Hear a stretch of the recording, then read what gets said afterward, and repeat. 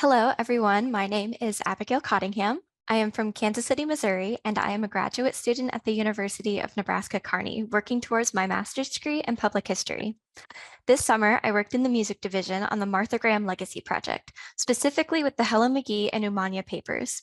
Helen McGee was a renowned dancer and choreographer who performed with the Martha Graham Dance Company and produced her own work. Her husband, Umania, was a visual artist whose work is featured in museums across the country, including pieces here in Washington, D.C. at the Smithsonian National Gallery of Art.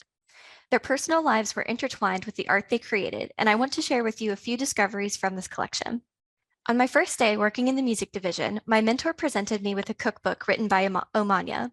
Menus for Terry is composed of 50 menus that were originally sent as individual postcards to the couple's newlywed friend Terry to help her plan dinners for her husband and host gatherings in their home. Both Umania and Helen took pride in creating meals that used fresh ingredients, balanced palates, and classic wine pairings. I was immediately drawn to this book. Something as simple as a family cookbook can tell us so much about the lives of Helen and Umania when it is connected to other pieces of the collection. From this interest, I ended up creating a blog post about the recipes and the connections I was able to find. This post features a recipe for Spanish paella given to Umania by a friend of the couple, Lee Owens. We can find Lee in a few different places within the McGee-Umania collection. In addition to being Umania's best man at their wedding, they traveled together and kept up a correspondence over the years. Umania speaks fondly of him and their food adventures in Europe throughout the cookbook. Food appears throughout the Helen McGee and Umania collection, even in places where we might not expect it. Several of Umania's artworks features food as their subject, some of which he includes as illustrations and menus for Terry.